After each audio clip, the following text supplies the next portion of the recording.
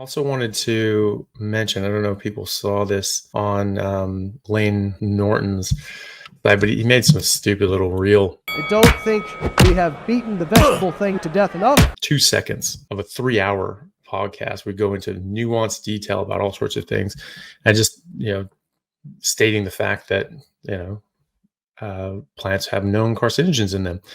And so, the brain trust then cuts that out and goes on a whole tirade about, oh, well, dose makes the poison. And never points out what the dose is, by the way. Everything. We literally are given pages. Everyone say it with me. The dosage makes the poison. So he says that there's poison and dose makes the poison, but it doesn't say what that dose is, right? Because he has no idea. And so, why would you say that? Yes, well, there's a poison, but it doesn't matter because it's too low a dose. Well, how would you know? You don't know what the dose is. You don't even know how much is in there. You don't even know what's in there. You're just saying, yeah, I'm sure it's fine. And I say, oh, well, there's the human data. And the guy is such a spaz, he's just, the human data. If only we had human studies. It's like a 6-year-old got a YouTube channel. So he talks about the human data. It's like, oh, wait, there is some. And it's like, when I put out the randomized controlled trials, they always say this, that, and the other. He didn't provide a single randomized controlled trial. So he put 3 links for studies in the little description. Not a single one was a randomized controlled trial. He flashed a study title in the video. That wasn't a randomized controlled trial. That was a systematic review of epidemiological trials. Oh, sorry, there was one randomized controlled trial in that list of 50 studies that they included in this systematic review. And that was a randomized controlled trial where they took frozen cabbage and used that as ice packs on women's breasts who were breastfeeding and had swollen, painful breasts, and versus ice packs. So it was a randomized controlled trial of using frozen cabbage as an ice pack versus normal ice packs. What?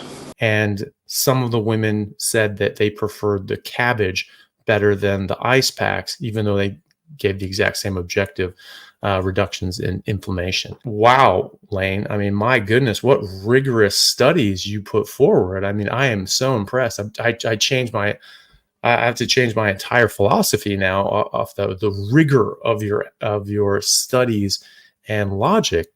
So then he goes on saying that, he puts out these randomized controlled trials and people then shift to say, oh, well, but some studies are flawed. And if you want to say, well, you can't trust these studies, because that's always the next go-to. It's always the next go-to whenever I directly disprove it. Well, you can't trust these studies because it's funded by big insert whatever. I'm not saying they're flawed. I'm saying that they're crap. Those are stupid studies. They mean nothing. You're talking about people freezing cabbage and putting them on their breasts to reduce inflammation, and you're saying that that's a reasonable demonstration of the fact that the poisons in plants don't cause harm.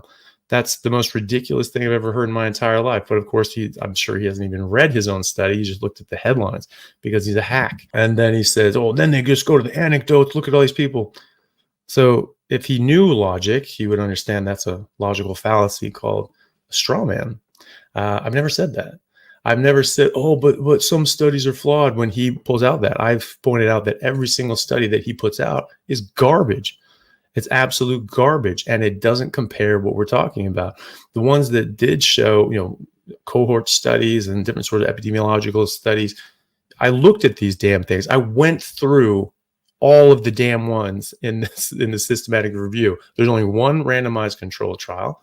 The rest of them were epidemiological, and all they did was look at the difference between a standard processed food diet and people who ate more fruits and vegetables.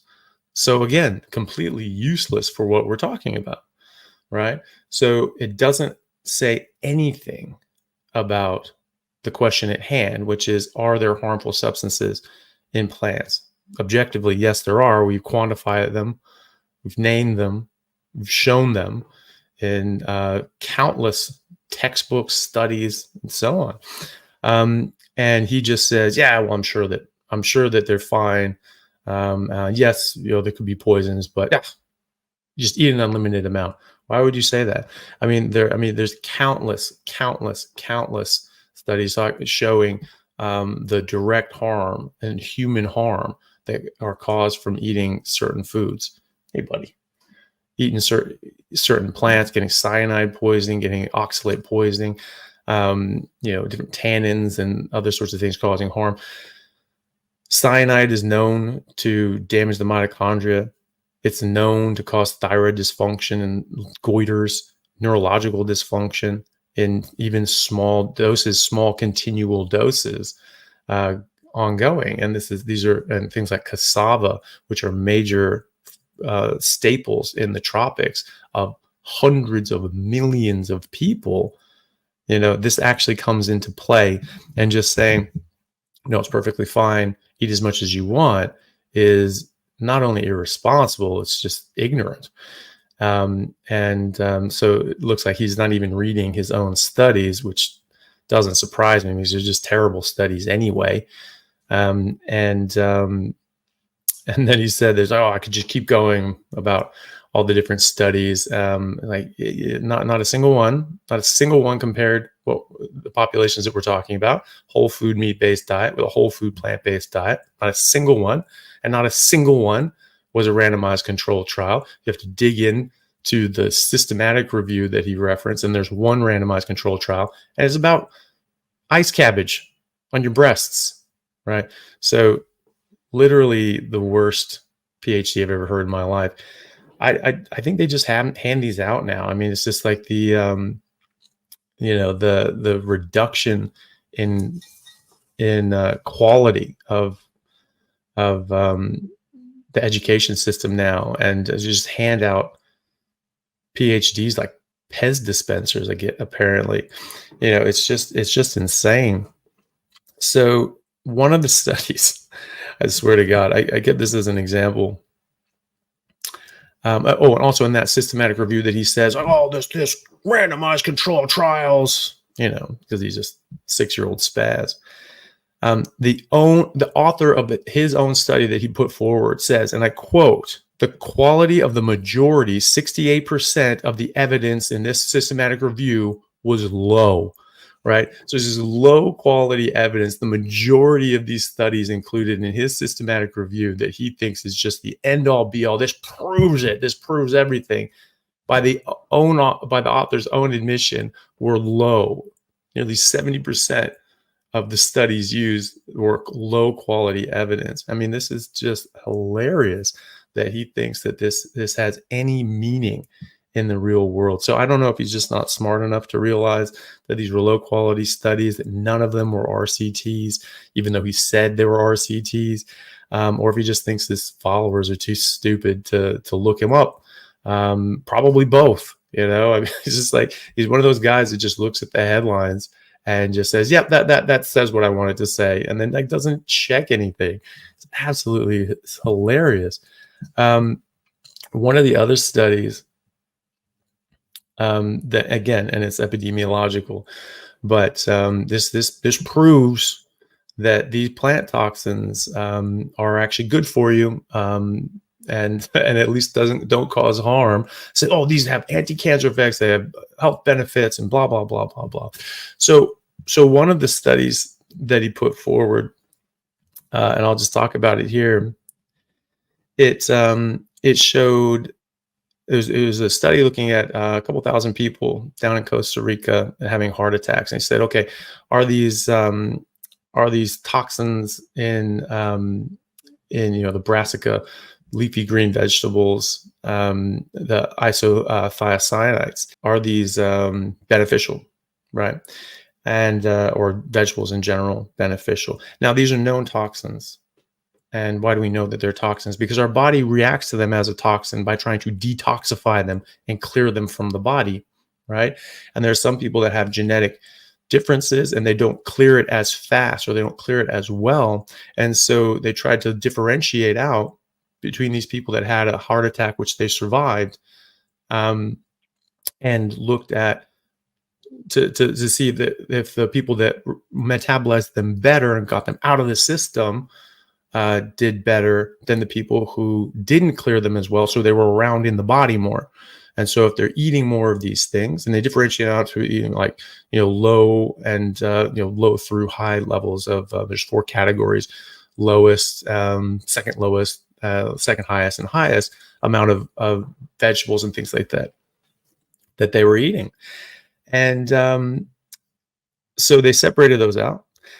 And of the people that were eating the most vegetables, they said, okay, let's see the genetic differences between these people. And the ones who were eating the most and had these toxins that they weren't able to clear, is that beneficial for heart attacks? Now, they found that people who ate more cruciferous vegetables had lower rates of heart attack than the other groups, right? But again, this is epidemiology. What can you say about it? It's just, oh, well, that's the only difference. No, of course, there are a lot of other differences, and they actually mark them out. They don't discuss them, but they put them in the results table. So this group that ate the most vegetables, this lends into healthy user bias because they did other things that were healthy as well. So this group also had the lowest rates of diabetes, also had the lowest rates of smoking, had the highest socioeconomic status, had lower total caloric intake per day, and the lowest sugar consumption per day. There's a lot of differences there, and I'm sure there were a lot more. So, and then they looked at the ones that had the genetic differences, the one who were able to clear the isothiocyanates out better, did better, right? So the ones that had these plant toxins bouncing around their system longer did worse, had more heart attacks. And so they even concluded, well, this could be that this is actually damaging to the heart, to have these things bouncing around your system. I mean, dear Lord, Layne, read your own studies. Like, it's not hard. Your whole point was that the dose makes the poison. You have no idea what the dose is. You never say it, right? You don't talk about how over 150 milligrams of oxalates a day can be a harmful dose, and that half a cup of cooked spinach has 660 milligrams of oxalate. You don't talk about the fact that real people in the real world have gone to the hospital or died from oxalate poisoning of 3.5 to 4 grams in a single dose. You don't talk about the fact that thousands of people have gone to the hospital eating beans with lectins in them that were undercooked or weren't processed properly. You don't talk about any of that because you don't know about any of that because you never looked it up. So why are you talking about something that you don't know and don't understand? You're speaking out of pure ignorance, and you do it in such a whiny, aggressive way that people think that you must know what you're talking about because you just talk about it in such an exasperated way. It is absolutely mind-blowing that anyone listens to you. It's mind-blowing that anybody listens to this guy. He says he's a nutritionist, and he eats Captain Crunch and Lucky Charms for breakfast. If you meet a nutritionist or someone who claims to be a nutrition expert and they eat Lucky Charms or any other sugar cereal at any point in their adult life after learning this sort of stuff, and certainly as on a regular basis, turn and run. This is no one that you should ever listen to. Their advice is awful. Like, it's just insane. You look at study after study after study talking about these different toxins. I'll read some of them to you from the CDC. Potentially any fruit or vegetable containing cyanogenic glycosides, cyanide-containing molecules, linamarin and amygdalin, may be contributing to total cyanide content in health foods such as smoothies. So studies looking at smoothies, normal smoothies that people eat on a daily basis, and they have these raw plant, flax seeds, soy, almond milk, things like that. And these not this soy, but the almond milk, and and these things can cause damage. They can cause harm. And so they say that that cyanide from linamarin, for instance, has been linked to a variety of health issues such as diabetes, neurological deficits, sensory or memory impairments, and weight gain, goiters, thyroid dysfunction through damage to the adrenal, and weight gain through the damage to the adrenal gland function. Moreover, thiocyanate, metabolic byproduct of cyanide, has been tied to goiter growth and hypothyroidism. The presence of cyanide in these drinks, the drinks that people drink, and so, oh, dose makes a poison. Yeah, in the things that we're drinking in that dose lane, pay attention. In those drinks, may not pose an acute threat of poisoning. However, this study suggests that a diet consisting of regular raw flax seeds, fresh whole apples, and or unpasteurized almond milk smoothie intake may result in chronic sublethal exposure to total cyanide and lead to those health detriments that were listed above. So this is so simple to look up. It's just people are just too lazy to do it. And then they try to conflate the human data. This is the human data, Layne. People go to the hospital. They get sick eating these sorts of things. Your data is not data. I don't give a shit how much reduction in swelling in someone's breast they get from frozen cabbage versus an ice pack. That is the least of my concern. The fact that someone paid for that study is mind-blowing. And the fact that you would cite that as a randomized controlled trial that proves that plants are good for you when ingested is shocking. You should have your PhD revoked. I mean, who gives out PhDs to people who can't think? This is just absolutely insane. So I will obviously be responding to that like I just did, but I'll be making short to just point out the idiocy of this man and the things that he says, because it's just tiresome to hear this guy go off about things that he has no clue about and think that he is just, the end all be all. Every time that I do a response, every time that I shut him down in the comments or in messages or in response videos, he never responds. I wonder why. Because he has no response. He just pretends like it doesn't happen. If someone has a response and he just wants to bulldoze over them, he starts swearing at them, cussing at them, and belittling them. He talks all sorts of trash. He talks a real big game, and then you come back and point out all the flaws in his arguments. Nothing. So he's lying. He's pretending that he's winning all these arguments. He wins none of these things. He just doesn't engage in them because he knows he's going to lose them. And he says, "Oh well, I come with this, and I come with this logic. Then they say this, then they say that." None of those things have happened. None of those things have happened with me, Layne. Because every time I come back and show the idiocy of the things that you're saying, you're nowhere to be seen. I tag you in it too.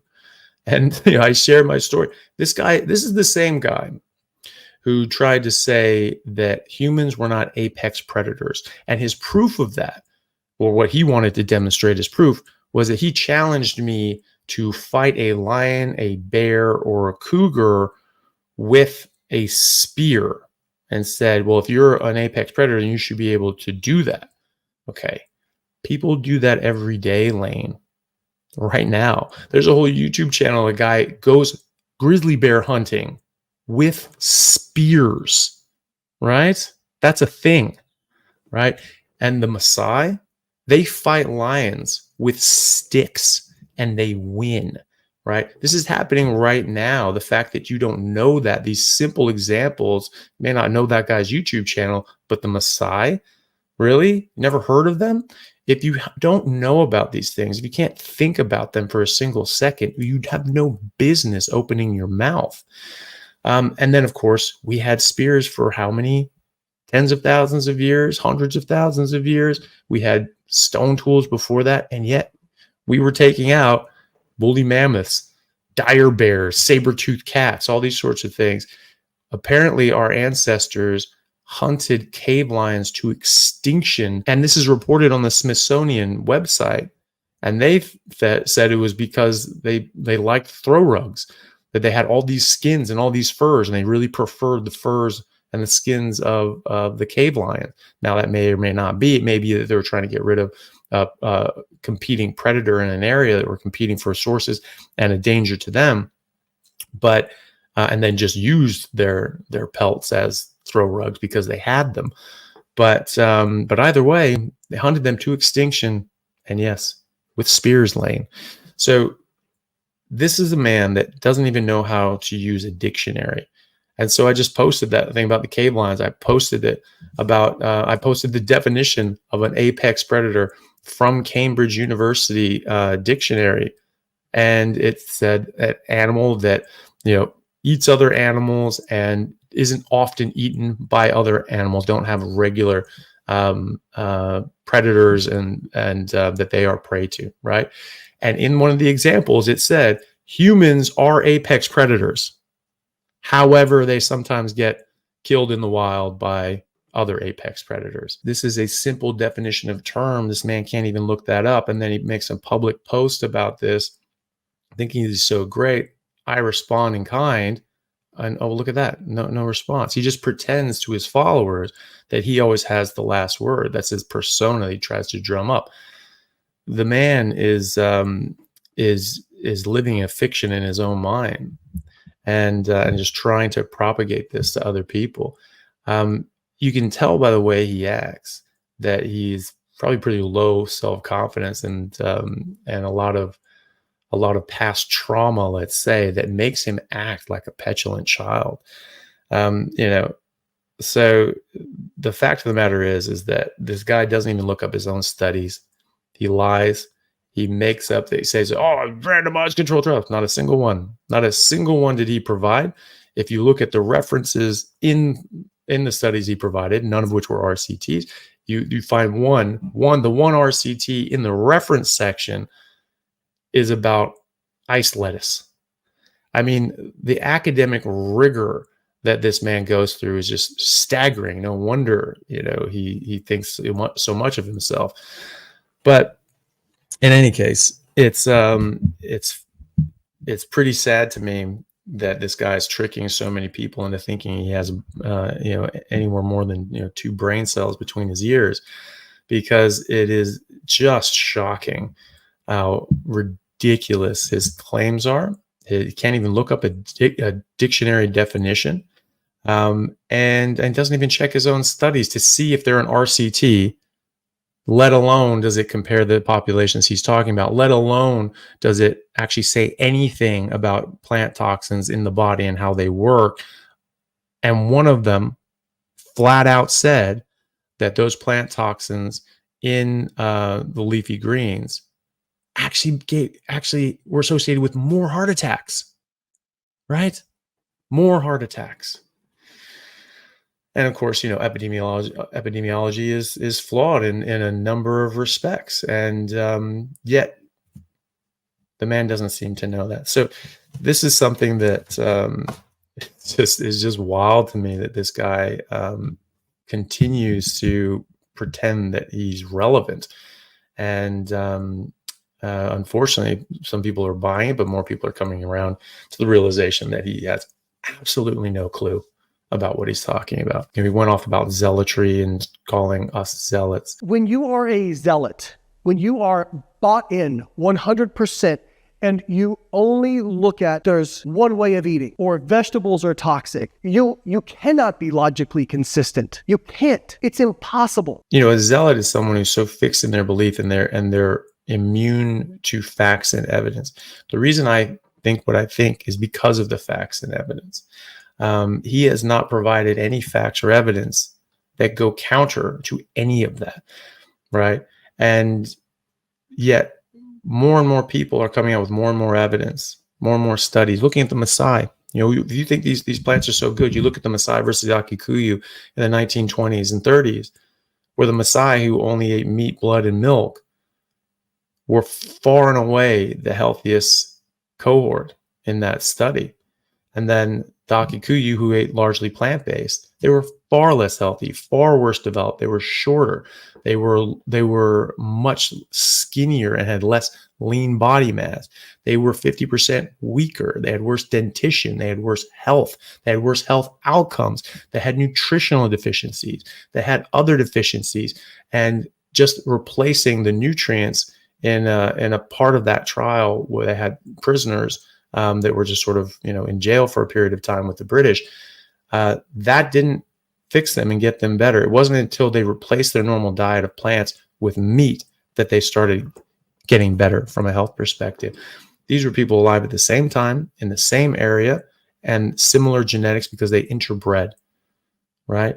This is a golden study to look at what happens in the real world when people eat these whole food plant-based diets versus whole food meat-based diets. And the difference was stark and clear.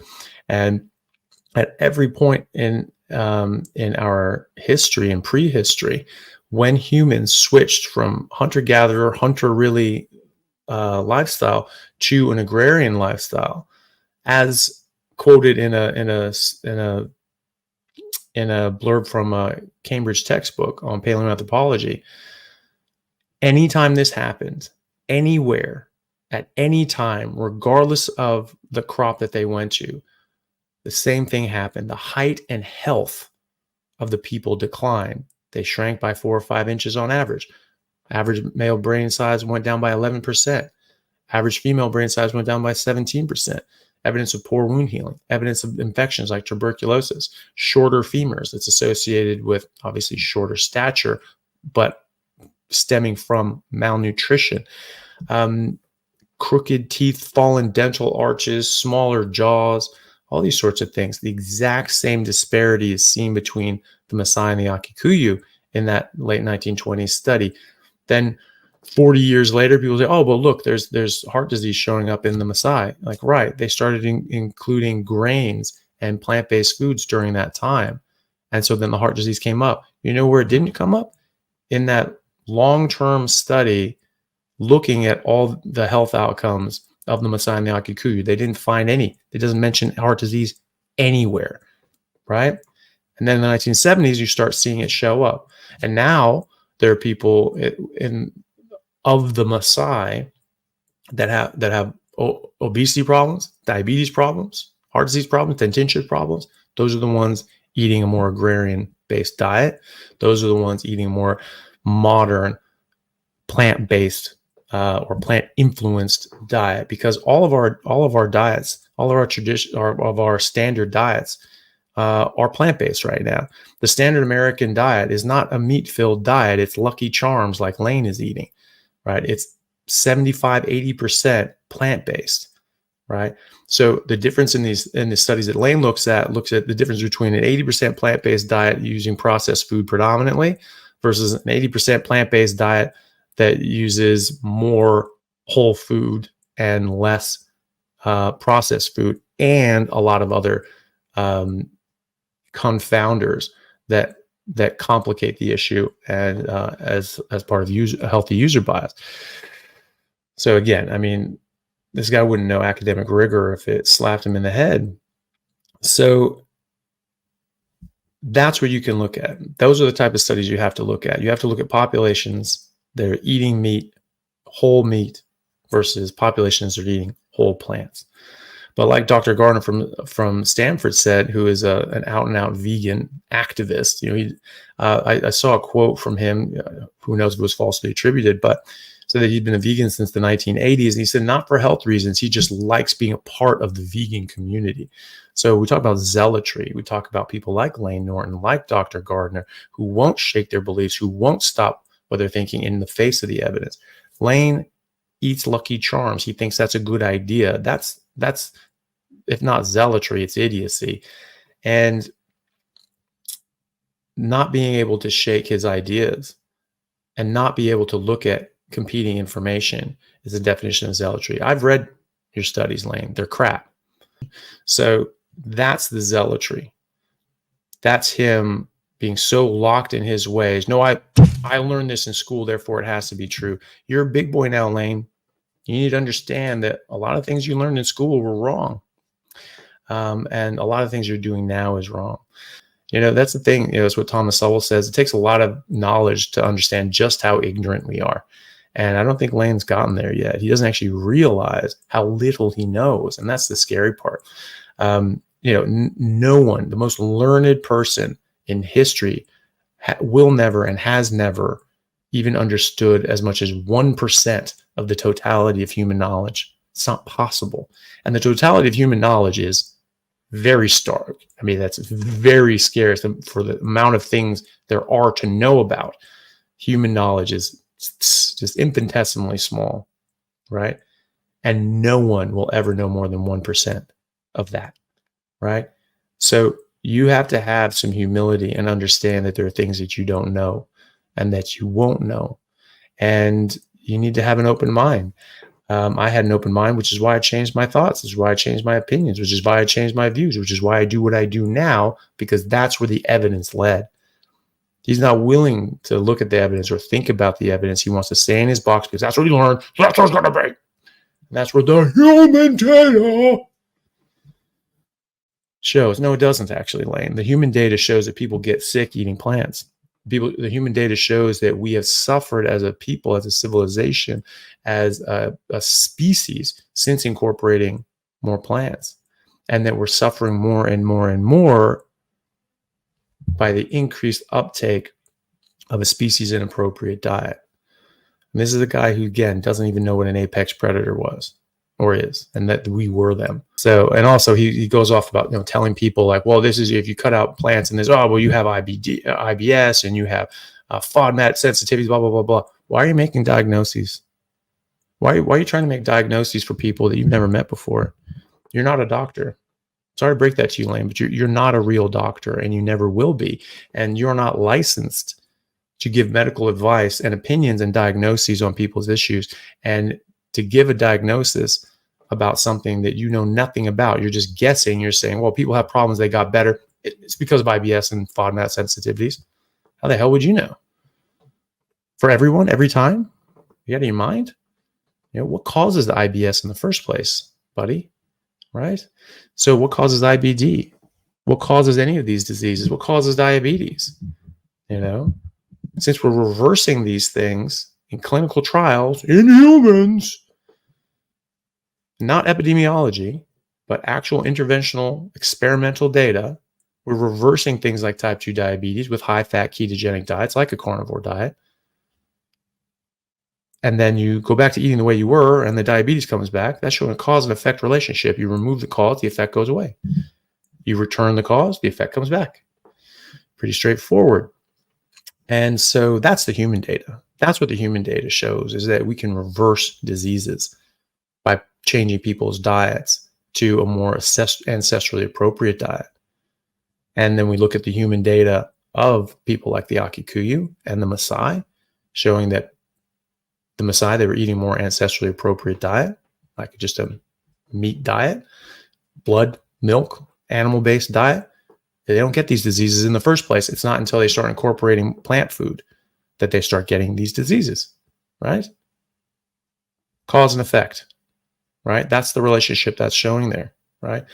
But Layne doesn't know any of this because he doesn't want to know any of this. It's willful ignorance. The fact of the matter is that, he just shouts down, he tries to shout down anybody who shows what idiocy he's dribbling. And, so people just have to tell him that he's completely full of it sometimes. And so that's what we did here.